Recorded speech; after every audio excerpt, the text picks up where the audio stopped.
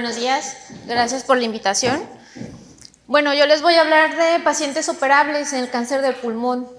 Probablemente cuando pensamos en un paciente, que nos llega un paciente a la consulta, nos dice, doctora, tengo un cáncer en el pulmón. ¿Qué me van a hacer de cirugía? ¿Me van a quitar todo el pulmón?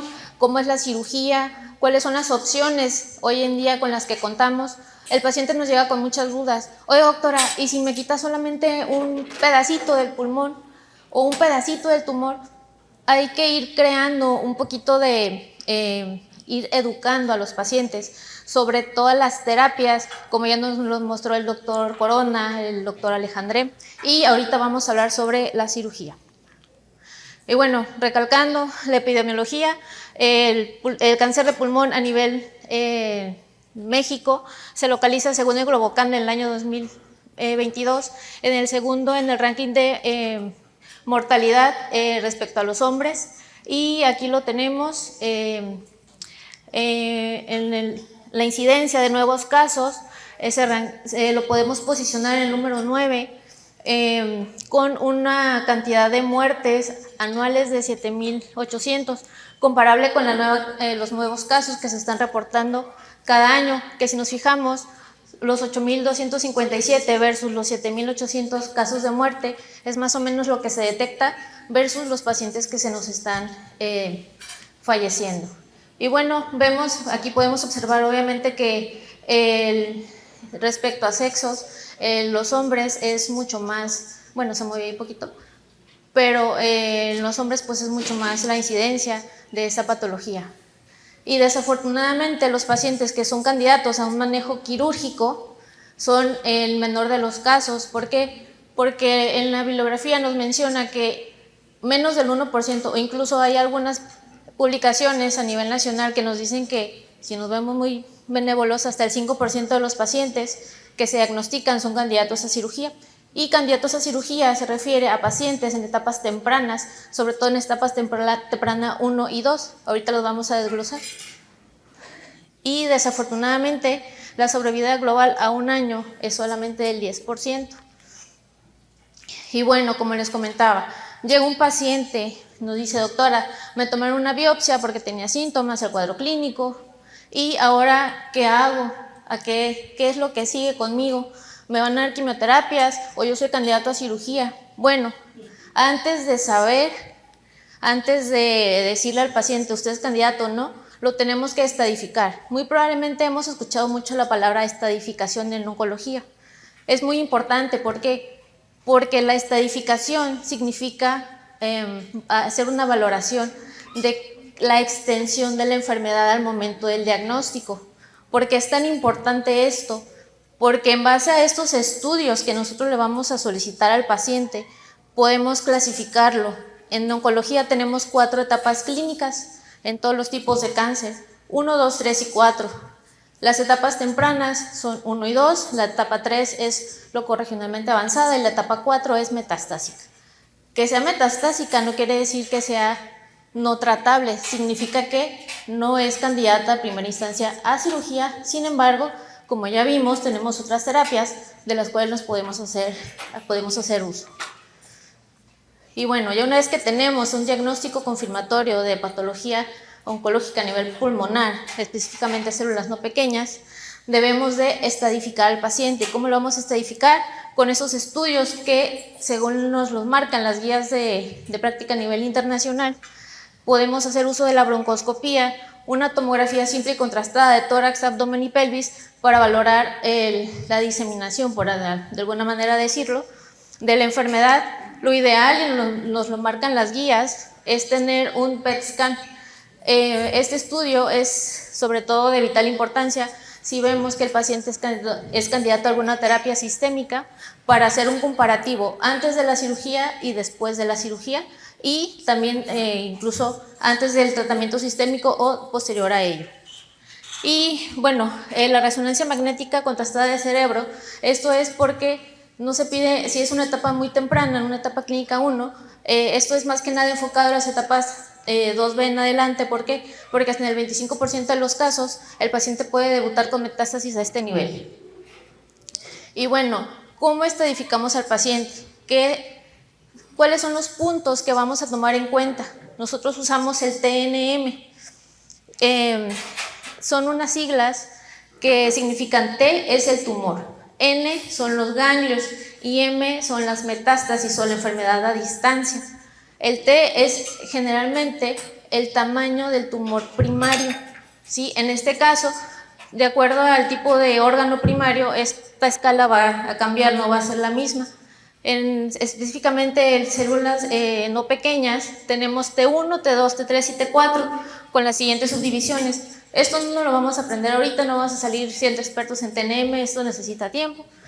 Pero a grandes rasgos, un T1 es aquellos tumores que miden menos de 3 centímetros, un T2 de 3 a 5, un T3 de 5 a 7 y un T4 mayores de 7, o que involucran algunas otras estructuras.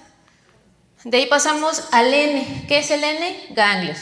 Los ganglios hay que valorar. Si no tenemos ganglios, si no hay evidencia a nivel de los estudios de imagen o por el PET scan, tenemos N0, N1, son aquellos ganglios que están regionales, significa que están periliares o peribronquiales, y ya un N2 son aquellos que tenemos en el mediastino. La letra M significa metástasis. Esta clasificación en células no pequeñas podemos tener un M1, M2, M1A, 1B y 1C. Esto es para fines solamente de estadificación, ¿ok? ¿Cuáles son las etapas operables en el cáncer de pulmón? Son las etapas tempranas que desafortunadamente, como ya lo hemos visto, son los menos casos que se presentan al momento del diagnóstico. En este caso, los pacientes quirúrgicos, los pacientes quirúrgicos son los que tenemos de este lado, son las etapas del 1, etapa clínica 1, etapa clínica 2, las etapas clínica 3A en algunas circunstancias específicas, como por ejemplo T3, T1, y los que no van a ser quirúrgicos van a ser a partir de la etapa clínica 3B. Esta clasificación y esta estadificación, ustedes como médicos de primer contacto no lo van a hacer, eso ya no lo hacemos nosotros, porque sí tenemos que hacerlo de manera detallada, tenemos que pedir otros estudios de imagen y otro tipo de herramientas para poder estadificar y dar una buena estadificación al paciente. Y ojo, por ejemplo, aquí me dice, nos puede tener un paciente con una etapa clínica 2, dice, doctora, dice, por ejemplo, si tengo una etapa clínica 2, después de llevarme a tratamiento, entonces, ¿ya soy una etapa clínica 1 o de ser una etapa clínica 3 puedo bajar? No. El paciente cuando se diagnostica en una etapa, esa etapa se le queda, es como su nombre y apellido. Esa etapa ya no nos va a cambiar y eso siempre tienen que recalcárselo al paciente. Tiene que saberse su etapa clínica porque de repente nos llegan y nos dicen, es que tengo cáncer, pero sí, pero ¿cuál fue su etapa clínica? No, pues es que el doctor nunca me dijo. Eso es bien importante, sobre todo para nosotros, para ver el tipo de tratamiento o la vigilancia que le vamos a brindar. Y bueno, para el protocolo quirúrgico, ya sabemos que el paciente se va o es candidato a cirugía. ¿Qué es lo que sigue? Si a mí me preguntaran, por ejemplo, una pregunta de examen, un paciente con etapa clínica 2, desea de pulmón, células no pequeñas, ¿cuál es el tratamiento que le das? No, pues cirugía. Sí, pero ¿qué hay detrás de ese paciente? ¿Cómo está su ECOG? El ECOG es una escala de funcionalidad. Tenemos un paciente que es potencialmente operable, sí, pero tiene un ECOG 3. Un ECOG 3 significa que, digamos que su función no está muy adecuada, ya depende, se la pasa encamado, digamos que no es un paciente muy sano. Tenemos un paciente que no se vale por sí mismo, que tiene comorbilidades, es diabético, es hipertenso, o tuvo algún antecedente de cirugía de tórax por alguna otra eventualidad. Hay que valorar las pruebas de función respiratoria. No tiene mucho sentido si yo me aferro como médico cirujano a operar a un paciente con una función respiratoria muy pobre. ¿Por qué? Porque yo de antemano sé cuáles son las complicaciones y la morbilidad a la que le estoy sometiendo al paciente. Entonces, y otra pregunta también muy importante, ¿el paciente acepta la cirugía? Porque ha habido casos que dicen, no, bueno, pues señora, señor, usted es candidato a este tratamiento. Sí, doctora, pero es que me da miedo. Es que, no sé, deme tiempo. Y también hay que hacer hincapié, el tiempo es lo que tenemos encima. En cuanto se realice el diagnóstico, debemos de estadificar al paciente para ver cuál es la etapa clínica y cuál es el tratamiento que le corresponde. Entonces, es válido decirle sí, está bien, piénselo, pero no lo piense demasiado. ¿Por qué? Porque de llegar a ser una etapa operable, se puede hacer ya una etapa inoperable. O también están aquellos pacientes que decimos, bueno, pues ese es un paciente que ya está lo corregionalmente avanzado, pero pues no es candidato a cirugía y nos dicen, doctora, pero es que yo me siento bien, ¿por qué no me pueden operar? Y se quedan muchas veces con la idea de que es que como no me operaron, pues no me fue tan bien en el tratamiento. No, no es eso, sino que nosotros no es decisión del médico, así que tú te vas a operar, tú no te vas a operar, o sabes que no, yo no quiero operarte, no. Todo está dictaminado y todo está establecido, estandarizado por las guías de práctica a nivel internacional. Entonces debemos de llevar una valoración integral del paciente, ver el estado funcional del paciente, ver la función respiratoria del paciente, ver las comorbilidades del paciente y, al final de cuentas, aunque sea un paciente que es potencialmente quirúrgico, si el paciente no acepta la cirugía, tenemos otras opciones. Y bueno, todo lo que les dije no fue invento mío, está avalado por la NCCN. Y aquí tenemos etapa clínica 1, son las pruebas de extensión que tenemos que solicitar al paciente, y dependiendo a esto, si nos corrobora que es una etapa clínica temprana, es un paciente candidato a cirugía. Otras etapas clínicas tempranas, 1B, etapa clínica 2, etapa clínica 3A, T3N1. También tenemos que solicitar esta batería de estudios y opcionales, la resonancia magnética, que recordamos que es más que nada para etapas un poquito más avanzadas, por eso nos lo marca aquí, como en la etapa 1B, que es una etapa muy temprana, pues como opcional. Y volvemos a lo mismo, y vamos a recalcar lo mismo. La oncología es muy extensa, es muy vasta. Un solo médico no puede abarcar todo lo que sabe el radiooncólogo, todo lo que sabe el oncólogo médico, todo lo de referente a la cirugía. Debemos de trabajar en conjunto y más que nada, o sea, siempre debemos de tener en cuenta el objetivo principal, que es el bienestar del paciente. Perdón. Entonces sí, también es válido si yo cirujano le digo, ¿sabes qué? Juan Vicente, tengo este paciente, como ves, yo creo que no le voy a alcanzar a dar el R0, el R0 significa dejar al paciente completamente libre de tumor.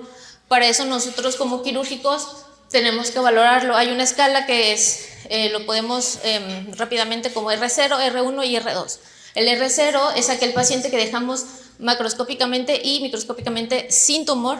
El R1 es aquel paciente que quedan células pequeñitas en el organismo, y el R2 es de que definitivamente dejamos tumor durante la cirugía.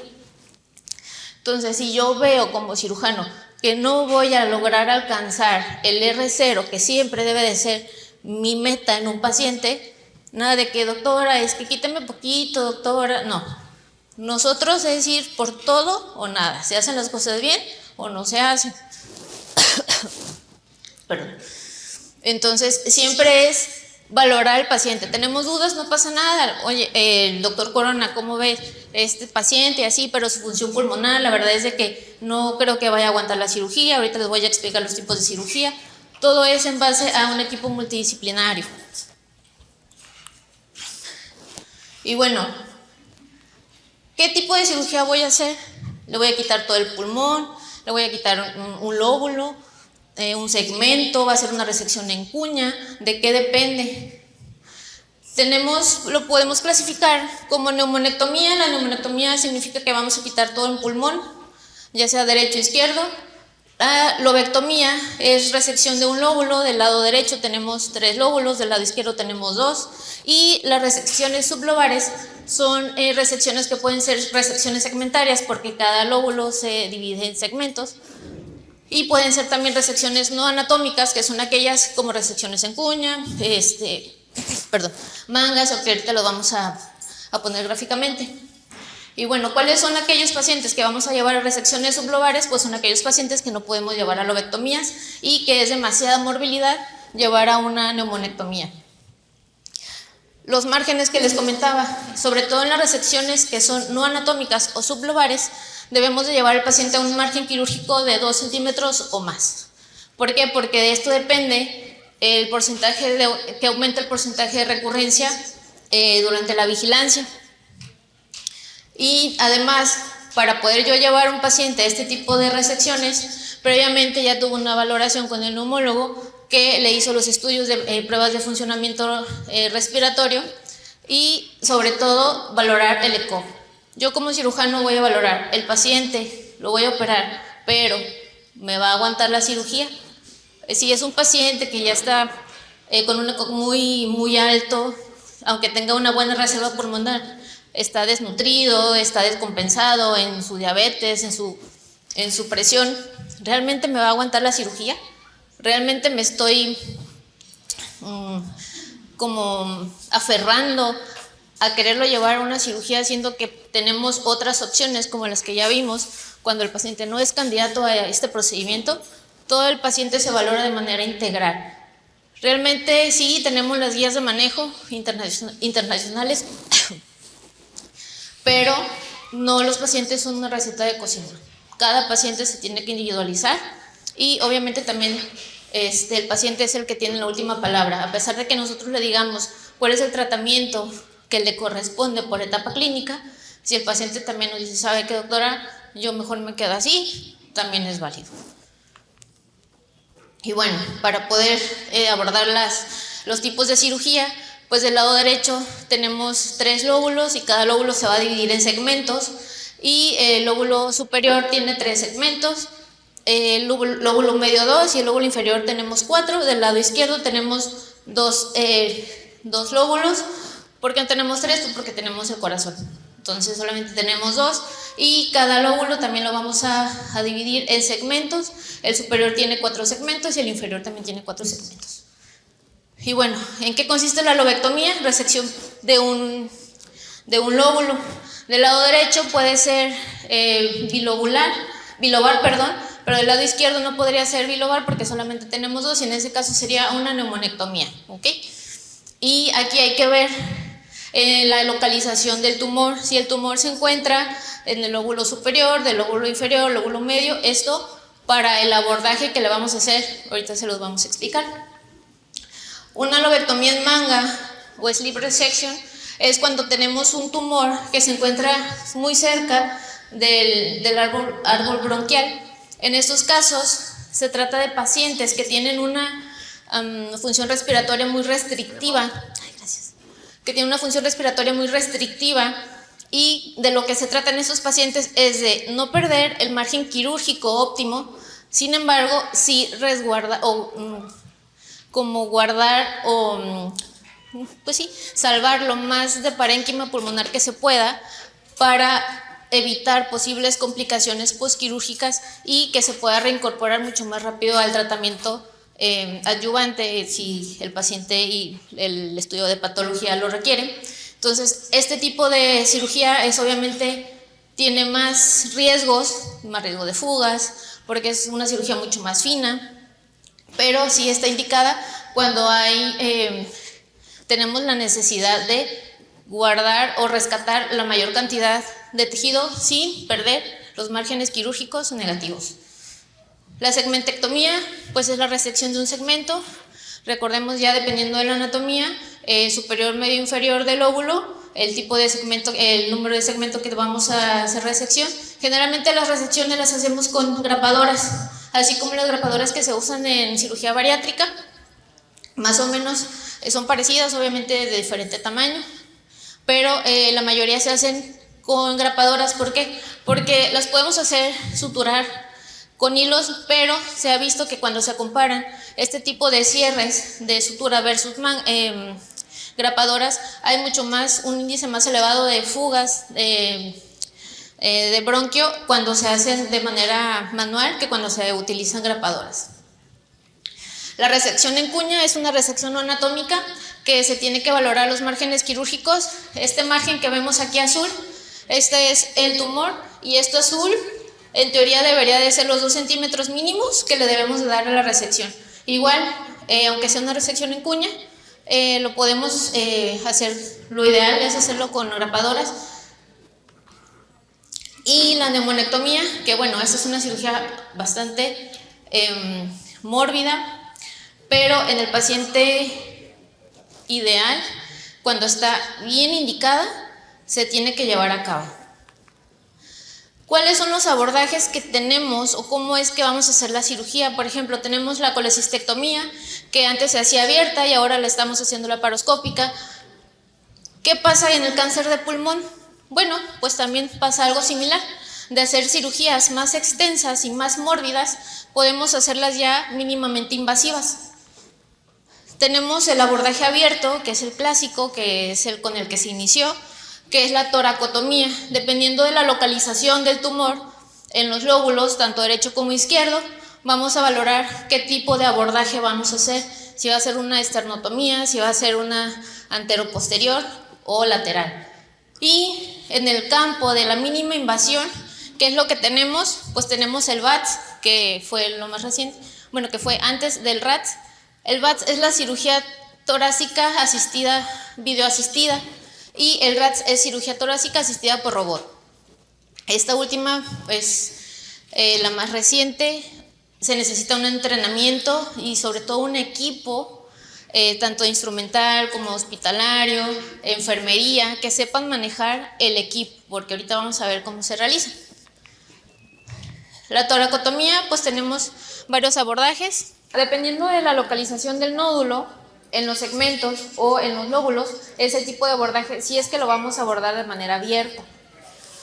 Si tenemos un nódulo en la cara posterior de alguno de los lóbulos o los segmentos, el mejor abordaje es el posterolateral, que se realiza entre la quinta y la sexta costilla, más o menos por aquí, y colocamos unos separadores automáticos y vemos ahí cómo se puede observar el lóbulo del pulmón. Aquí tenemos una vista del pulmón derecho. Hagan de cuenta que está hacia abajo. Aquí podemos ver la vena ácidos, la arteria pulmonar y la vena pulmonar superior. Y si levantamos el segmento o el lóbulo a trabajar, podemos observar cómo la cara posterior del bronquio principal, la arteria pulmonar inferior y la vena ácidos. Ese es del lado derecho. Del lado izquierdo, pues tenemos una vista muy similar. Y ahora, si tenemos un tumor que lo tenemos en el borde medial de algún segmento superior o medio, podemos hacer uso de este abordaje, que es el anterolateral, que más o menos es a este nivel, es una herida un poquito más pequeña, y de aquel lado podemos ver cómo observaríamos nosotros el tejido durante la cirugía. Y bueno, la toracotomía por esternotomía media, esto lo vamos a usar cuando tenemos tumores centrales para poder tener acceso a una visualización mucho más extensa y no tener complicaciones porque no tenemos una adecuada exposición. Y bueno, la cirugía mínima invasiva se inició por el VATS, que es la cirugía asistida, videoasistida, y ahora vamos en el RATS. ¿De qué depende una de las indicaciones? Son las mismas, ¿ok? Lo que cambia aquí es de la habilidad del cirujano. No todos los cirujanos tienen la habilidad para manejar equipos de robot y no todos los cirujanos también tienen la habilidad ni el curso, la preparación para hacer una cirugía videoasistida. Las indicaciones quirúrgicas son las mismas. Obviamente, así como sucede en la colecistectomía abierta versus la laparoscópica, el tiempo de recuperación es mucho más rápida con este tipo de abordajes si lo comparamos con una toracotomía. ¿Por qué? Porque en la toracotomía estamos abriendo la totalidad de un lado del tórax, que eso nos va a generar mayor morbilidad. Volvemos al ejemplo de la colecistectomía. No es lo mismo que el paciente se me movilice mucho más rápido por una herida así a 3 a 4 heridas de 1 a 2 centímetros que consiste en la laparoscópica. Ahora, si esto lo traspolamos en una cirugía de tórax, no sé si hayan tenido alguna fractura o alguna cirugía en esta parte de la parrilla costal, es muy dolorosa y nos puede restringir demasiado la función respiratoria, que de por sí ya va a estar afectada por el parénquima pulmonar que tuvimos que resecar. ¿Okay? Entonces, estos tipos de abordajes, tanto abierto como mínimamente invasivo, tienen las mismas indicaciones, sin embargo, pues depende del equipo. ¿Okay? y de la habilidad del cirujano. Y ventajas, desventajas es lo que les comentaba. Obviamente, el paciente que se opera por mínima invasión se va a recuperar en la mitad de tiempo más rápido que aquel paciente que se llevó una toracotomía. Los riesgos, complicaciones, toda cirugía tiene riesgos. Yo siempre les digo a mis pacientes, así le quiten una bolita del dedo del pie, se le puede complicar con infecciones, sangrado, reintervenciones. Ahora, una cirugía de tórax es una cirugía mayor. ¿Por qué? Tenemos riesgos, sobre todo el principal y el que menos nos gusta, son las fístulas broncopulmonares. ¿Por qué? Porque dependiendo del lado, sobre todo las fístulas del lado derecho son las que son un poquito más complejas, porque al momento de hacer la resección y mientras más pegadas se encuentran el tumor al árbol principal del bronquio, tienen mayor riesgo de el paciente desarrollar este tipo de fístulas. También los pacientes, obviamente, si están descompensados de sus comorbilidades, glucosa, hipertensión, si tenemos pacientes desnutridos, si tenemos pacientes que previamente fueron instrumentados en tórax por alguna otra eventualidad, obviamente estos van a tener un riesgo más elevado que aquellos que nunca han presentado ninguno de estos puntos. El porcentaje de fístulas broncopulmonares, tanto por RATS, VATS y cirugía torácica abierta, rondan del 1.5 al 7%. Esto varía bastante, dependiendo sobre todo de los centros hospitalarios. Conforme más volumen de pacientes tienen, mucho más resultados favorables van a tener. Y la mortalidad de pacientes a los que se les diagnostica postquirúrgicamente una fístula broncopulmonar va a rondar desde el 25 hasta el 71%. Esta es la complicación una de las complicaciones de tantas que menos nos gusta. También podemos tener hemotórax, empiemas, neumonías, hemorragias, infecciones, necrosis tisulares, reintervenciones, sepsis, muerte, tromboembolia pulmonar y otras muchas más.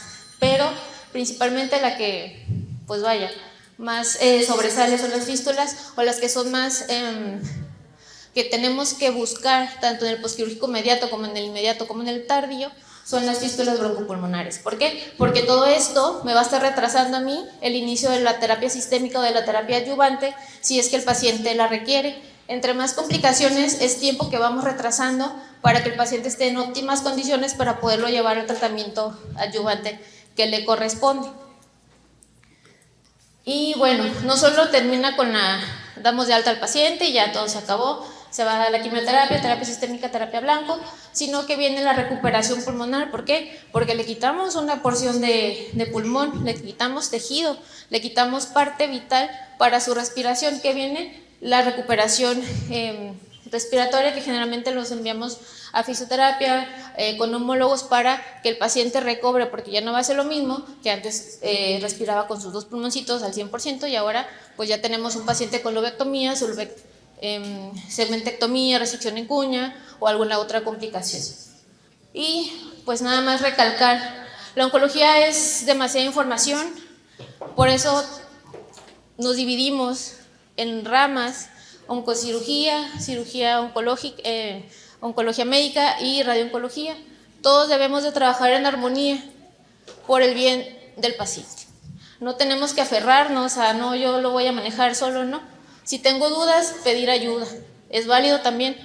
Sobre todo, ¿por qué? Porque aquí la estrella principal de nuestro trabajo es el bienestar del paciente. Gracias.